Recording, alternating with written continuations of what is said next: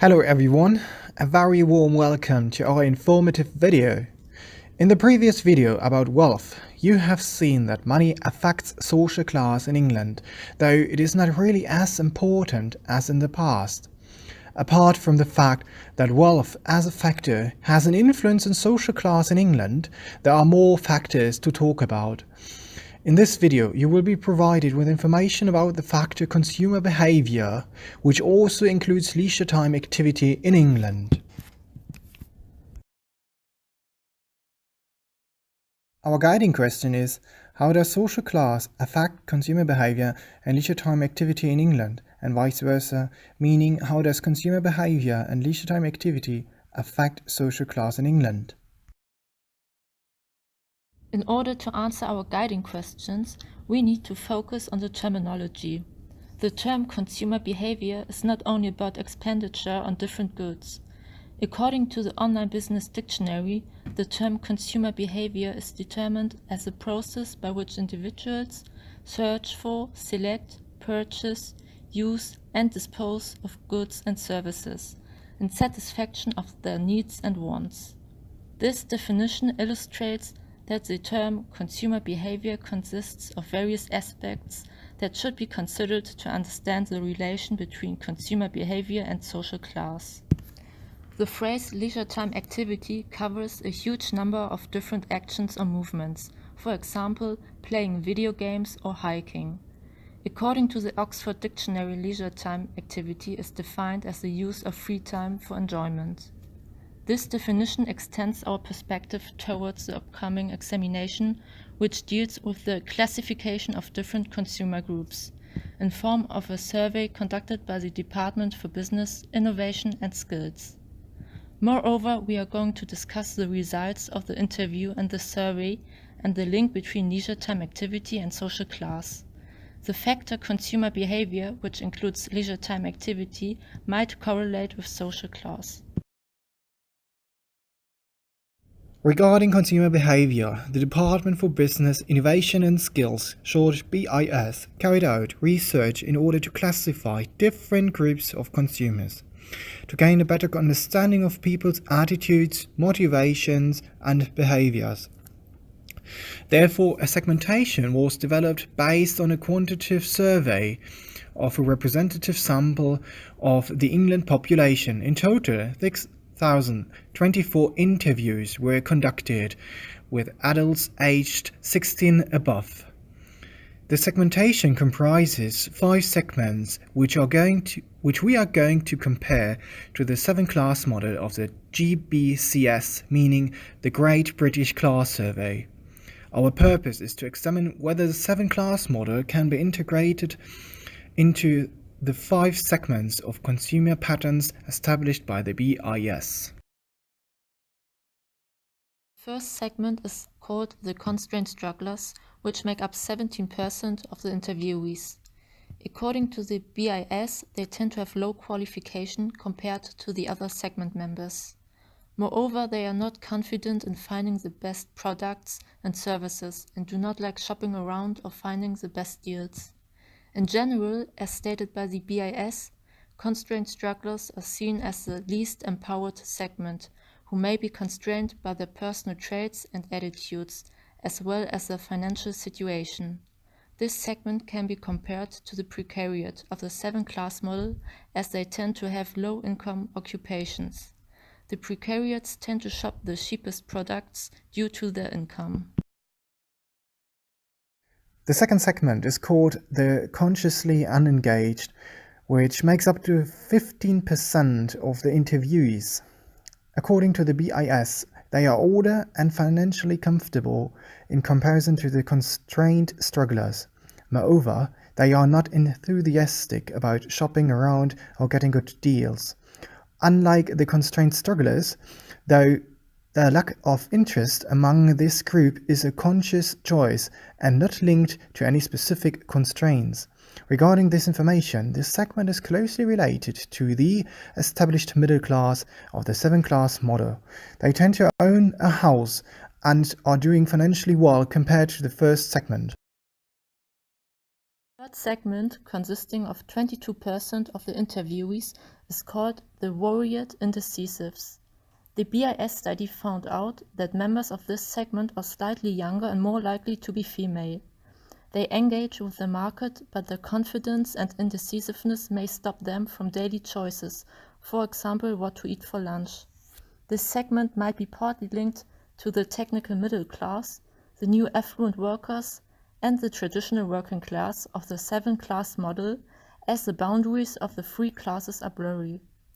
Apart from the fact that income differs among the members of three classes in the 7-class model, all members of this segment might have acquired higher education compared to the members of some other segments mentioned before. The name of the fourth segment is called the traditional value seekers, who makes up 24% of the interviewees. According to the BIS, they are older and doing financially well compared to the segments mentioned earlier. Members of this segment are extremely engaged and confident in their consumer behavior and enjoy shopping around and spending time to find the best deals. They tend to be more conservative as they stick to the brands they know and like to go to physical shops more than other segments. This segment might be related to the established middle class of the 7-class model due to the financial situation. Based on their occupations, they tend to have achieved high education compared to segments which were mentioned before. The last but not least segment is called the leading edges, which makes up 22% of the interviewees. In BIS descriptions, these people tend to have higher occupational qualifications and are doing financially well. The BIS states that they are one of the most empowered of all the segments, along with the traditional value seekers, in terms of their consumer behavior and personal attributes. Moreover, the internet usage in this segment is higher in comparison to other segments. This is reflected in their behavior as they shop around a lot online. As they are called the most empowered of all the segments, they can be seen as the elite of the 7-class model. The elite tend to avoid grocery stores and use to purchase costly items such as champagne. But what do people born and raised in England think of consumer behavior and social class? We conducted our own mini-survey which people answered anonymously. The question we asked were, do you think people's social class has an influence on which products they buy and which shops they go to? Why? Where do posh people shop? The survey answers revealed that there is an overall agreement that social class has an influence on which products people buy and which shops they go to. However, it was also stated that regarding clothes, people follow trends which depend on what individuals like. This means that personal interests seem to have an influence on what people favor and buy. Moreover, people think that posh people are more likely to go to high-end shops which are more traditional. Shops that were associated with posh people were, for instance, Marks and Spencer and Waitrose, though the latter was mentioned significantly more often than the former. Clearly, this shows that people who grew up in England seem to connect social class with consumer behavior and associate posh people with particular shops. Now we want to show you a short video clip of Tom, 29 years old, who is a family doctor, GP trainee in Shifnal, sharing his answers with us to the following 2 questions. Do you think your social class has an influence on which products you buy? Which shops do you go to? Do you think your social class has an influence on which products you buy and which shops you go to? Again, I think it's more my personal preference. I'm just a snob, so I like shopping at fancy places like John Lewis and Waitrose and things such as that. And I like the finer things in life. You know, I'll always, when we buy organic foods, via postal delivery, and spend ridiculous amount of money on things. But that's just kind of me. My family always jokes that I had sort of champagne taste and Coke money, which is kind of why I've got into medicine, because I need to fund my lifestyle. So it's more my personal tastes have driven me to have to lead a sort of middle to upper middle class sort of wage and things like that to carry it on. This can be seen as an example that people in England still stick to the obsolete three-class model, meaning upper, middle and lower class. However, we are now going to draw a line from his responses to the seven-class model. He sees himself as a member of an upper middle class. This might be equivalent to the established middle class of the seven-class model. As he is a doctor, his income is higher compared to people from the traditional working class of the seven-class model. In addition, he's passionate about so-called fancy shops, which might be more expensive compared to the classic shops such as Primark. Last but not least, he talks about champagne taste, which indicates that he seems to spend more money on selected items such as organic food. You now have an idea of how people in England think about the influence of social class on their consumer behavior, and what about leisure time activity? As already mentioned, leisure time activity is part of consumer behavior as people spend money on activities and services. However, now we want to focus on which activities different groups of people tend to prefer. In terms of leisure time activities, an analysis of the cultural capital and exclusion survey data by Guy O'Kyle, a political scientist, has done his master's degree in the University of Manchester, found out that leisure activity is associated with different social determinants. The concept of cultural capital plays a significant role in this study.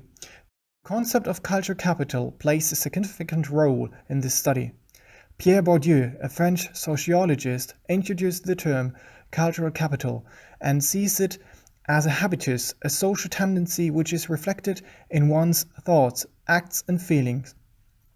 The survey shows people with different cultural capitals spend their out-of-home time differently. Moreover, economic capital is not the most significant influence on leisure participation.